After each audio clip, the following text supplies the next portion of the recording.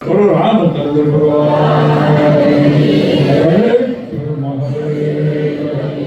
હનુમાનજી મહારાજ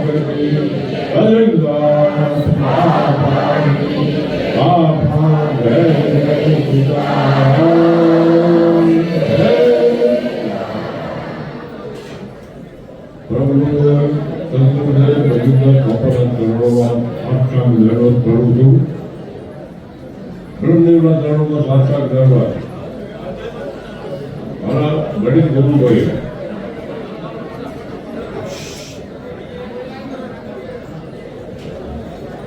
અને સાધ્વી શ્રી જાળિયાથી પ્રદાય અજિંદ્ર બાપુ એમ કહેતા ભગવું ડુગડું જોવું ને આપણે ઢોકળા ડુગડાને પગે લાગી ગયા એના પગે લાગુ અને મારી સાથે બેઠેલા બહુ ભાગશાળી માણસો અને બધા અહીંયા કઈ વાળાની અંદર જ બેઠા નહીં બધા દરેકે દરેક ભાઈઓને ગમે મને એમ લાગે છે કે તમારી એવો ભાગશાળી આ દુનિયામાં કોઈ છે નહીં. હજરની પૂરી સ્થિતિમાં ગુરુના પૂજનમાં તમે હાજર છો ભાગ્ય કહેવાય કઈ બેઠી છો. મેં કાલે સાંજે કીધું તું બીજો આ દીકરીઓમાં જગદંબાના દર્શન કર્યા પ્રચંદર બાપુએ મારા તમારા પરમ ગુરુદેવશ્રીએ આ જગદંબાના દર્શન કર્યા હતા. બહુચરાજીના દર્શન કર્યા, અંબિકેશ્વરીના દર્શન કર્યા, અહિલ્યાબાઈ હોલકર અને જાતિની રાણીના દર્શન કર્યા. આ દીકરીઓમાં માતાને અંશુયાના દર્શન કર્યા મારા તમારા પરમ ગુરુદેવ અહિલ્યાબાઈ હોલકરના દર્શન કર્યા. મને એમ કહેવા જો ઝાંસીની રાણીએ પોણા ભાગનું હિન્દુસ્તાન સર કર્યું એના દર્શન કર્યા દીકરીઓમાં. અહિલ્યાબાઈ હોલકરના દર્શન કર્યા. 5000 મંદિર ભગવાન શંકરના બનાવ્યા હિન્દુસ્તાનમાં અહિલ્યાબાઈ હોલકર. અને બાળકોમાં છોકરાઓમાં ભગવાન રામના દર્શન કર્યા દીકરી, છત્રપતિ શિવાજીના દર્શન કર્યા, રાણા પ્રતાપના દર્શન કર્યા છોકરાઓમાં બાળકોમાં. 80% મંદિરોનું નાના નાના બાળકો આજે વિકસિત કર્યો. જો બાળકના તમારામાં ભગવાન દેખાણ આવે ને માણી તમારે 80-90% તમે વિકસિત કર્યો. આપણે ક્યાં ઉભા છે એ આપણે વિચારી લેવાનું. રજતના બાપોને બાળકો આજે ક્યાં રમવા પડ્યું, બાળકો દીકરીઓ આવે નાની નાની દીકરીઓ નાના નાના બાળકો એને જિંદગીનો 90% સમય પસાર કર્યો મારા તમારા પરમ ગુરુએ બાપા છે. મારી તમારે આજે પસાર ન કર્યો એટલે વાત કરું. મને કેટલા આનંદ થાય છે મિત્રો. નાથુભાઈ બંધારભાઈ ગોંડિયા મને ખબર હું વ્યાસપીઠ ઉપરથી બોલું છું. બાપુના ચરણોમાંથી બોલું. મેં સાંભળ્યું છે, જોયું છે, રજેન્દ્ર બાપુ મેં નાથુભાઈ એમ કીધું કે હરીના આંકડા થતા હોય છે ધજા ચડાવવી જોઈએ. રજેન્દ્ર બાપુ કે ધજા નથી ચડાવી રાખો. એ તો બાપુ વાહનામાં ભરવા લાવ્યો અને ખાડો ગાળી ધરવી જીતી થયા. એ તો બાપુ લગાડી દીધી છે. હવે હરીના આંકડા થતા હોય ત્યાં ધજા જોવે. બાપુએ એમ કીધું કાયમ ચડાવવી પડશે નાથુભાઈ, કાયમ ચડાવી. હજી આજની તારીખમાં એના પરિવારના માણસો ભેગા આવે છે.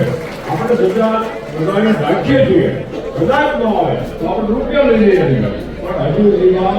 47 વર્ષમાં એક પણ પુસ્તક એવો નથી બન્યો કે નાથુભાઈના પરિવાર ભેગા થવા. એટલે મારે તમારે આનંદ કરવા જેવી આ વાત છે. આનંદ કરવા જેવી કે ધર્મ તો સમજાઈ ગયો છે. બાપુ ભગવાનના દર્શન નથી થયા, ધર્મ ક્યાંથી સમજાય? હવે તમે અહીં આવ્યા છો અને મને એમ લાગે છે ભગવાનના દર્શન થઈ જાય અને મને ભજન સમજાય જાય, ધર્મ સમજાય જાય. એ બાબુમાં બે હારી ધર્મવાળી કીધું સમજાજી ફરજી ધર્મ.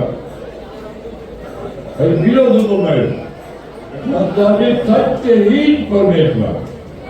એટલે રમજીદાસ બાપુ એક ભજન બોલ્યા ગોવિંદની ગોતને પ્રદેશમાં દીકરા ગોવિંદ ગોતો નહીં કરે એટલે કે આ કે દેખ તો એની જ્ઞાને આવી મળે અને ભારત સત્યમાં પરમેશ્વરના દર્શન કરવાના અને ફલના ધર્મના દર્શન કરવાના આ જે બે આવી જાય અને તુલસી જતી કીધું મેં મોર તોડ સંપાય હું કોણ અને આ મારું આ તારું ઈ જ માય એમાંથી આપણે ભણીએ બધું તો બાપુના ચરણો બાપુ ચરણો આવ્યા હતી જો બધું બાપુનું ચરણો આવ્યા નથી એને અંતરજી કીધું એ જો આપણે ન સમજી તો આપણે જિંદગીમાં બોલવી પડી આ બધાને એમ કહું છું બધું બાપુના તમે અનુયાયી છે એના સેવકો છો એના સેવકો નહીં એ ભલે ગમે એમ કે પણ આપણે એના શિક્ષો થઈ હું તો કહું કે બધું બાપુનો શિક્ષ છે મને મારું ગુરુ બન્યા નોકરી કર્યો હોય અમારા ઘરના શિક્ષ બનાવ્યો હોય ન બનાવ્યો પણ મેં એને ગુરુ બનાવ્યા અને જે બધું તમારા સેવકો છે ને એ બધું બાપુ એના ગુરુ 1000% અને ગુરુ ભણાવતા એ બધું બાપુના ચરણોમાં આવ્યા એમ ચરણોમાં આવ્યો થતું ને તમારું ગુરુ બધું બાપુ છે ગુરુ ગોતવા દાતા નહીં કે તમારે જવાની જરૂર ને તમારો ગુરુ છે ને એવું દુનિયામાં કોઈ ગુરુ ભેળો થાય હા તમને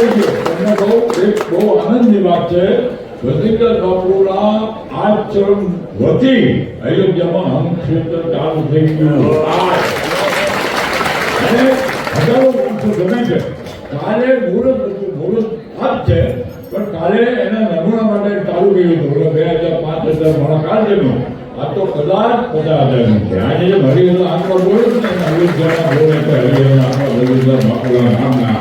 બધું બાપુનો આચરણ કરી કે કોઈ બીજાએ કર્યું છે તો આપણે 15 દિવસ આપણે તો આજીવન અલાવવાનો કે આજીવન રામ મંદિરના દર્શન કરવા આવે હિન્દુસ્તાનના ગુજરાત ના હોય કે હિન્દુસ્તાનના કોઈ પ્રાંત ના હોય એને પ્રસાદ લેવડાવવાનો છે અને અમારા શહીદ સ્વર્ગો બધા રામલલ્લા દર્શન કરવા જવાના છે ગજેન્દ્ર બાપુના શહીદ સ્વર્ગોને 50,000 એ 50,000 ને ગજેન્દ્ર બાપુના ઈશ્વરે ભગવાન રામના દર્શન કરવા પડશે અને કરાવવા છે આચરણ કરાવશે આચરણ કરીને કેટલી કરોડ વાસ્તે જવા પર બાકી બધા વાપરવાના બધા એના પણ આપણે 50,000 બાપરે ઈષ્ટદેવના દર્શન કરાવવાના છે એમાં દીકરીઓ છે ભજનના બાપુના આશ્રમમાં 500 વાળા દીકરીઓના મિત્રો રહ્યા સબને ભજનના હિસાબે 500 વાળા એક વાળામાં 40-50 દીકરી અને 2000 વાળા યુવાનોના છે 15 જિલ્લામાં એને હિસાબે જ લોકો આવે છે આતંકવાદી ટિકિટ ભાડું માગવા નહીં ટેક્સીનું ભાડું માગવાનું રિઝલ્ટ માગવાનું નહીં અને કદાચ રિઝલ્ટ માગે તો એને કેન્સલ એને વાવો નહીં આવે કોઈ આ કડક કાયદો છે એટલે બધું બાપુના આશ્રમના જે સેવાકારો સેવા કરે છે અને હું વેવરથી બનો છું ને મારા અંદરમાં સેવકોના એનવી કરે છે એ આશ્રમને ગાળો આપતા નથી આશ્રમમાંથી એક રૂપિયો રહેતો નથી અને કહેવાય જો પૂરમાં કરોડો રૂપિયાનો ખર્ચો કરી છે એ મારે કહેવાય નહીં પણ અમારે હિસાબે દેશના આશ્રમમાંથી એક રૂપિયો હજી સુધી લીધો નથી કોઈ જ્ઞાતિ એવી નથી કે બધા બાપુના શ્રેષ્ઠ લોકો એની સેવા ન કરી કોઈ સાધુ એવો નથી એના સંપ્રદાયની સેવા શું જગત બાપુએ ન કરી હમણાં એક તાજુ ખેડૂત ઉદાન તમને આપું એક ભરવાના લગ્ન હતા ભરવાનો એને 3.5 જાતિ કર્યું રમેશ મોઢેની કથા અને શિવપુરી લોકો ભરવાનો આપણે 15 કાંઈ લીધું નહીં અને જે ભગવાન હતો એને કીધું મને ફોનમાં રોતા કીધું કે ગજેન્દ્ર બાપુના શ્રી દેવગુણ હોત તો ભૂરો લાગે બધા 300 કરોડ રૂપિયા એકલાય ગયો આપણે સીતામાંથી હાથ નાખી છોકરા માગે ને પાછું તો 10 કરી વિચારી જતો ને એ કોઈ પાછું કાઢી અને પાછું છોકરા કાઢી તમે શું માગે હવે બધા 300 કરોડ રૂપિયા કરી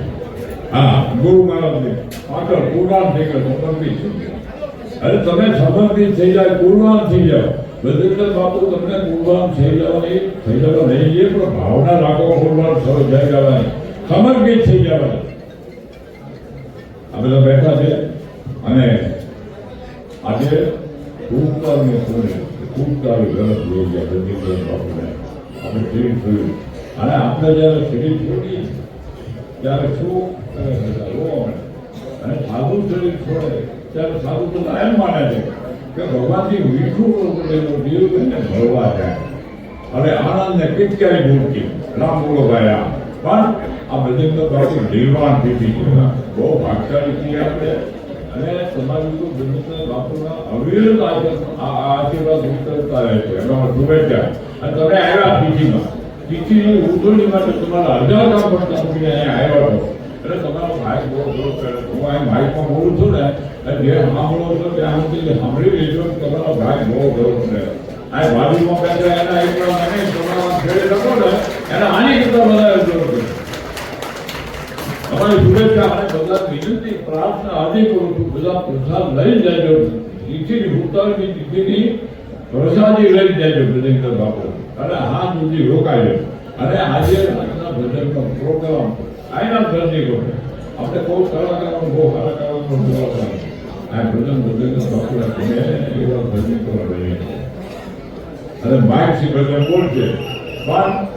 સાત ખાલી જાય રામ સાથે પણ બોલવા દીકરીઓ આપતી ઉત્તર છે આપણે એવો નિયમ છે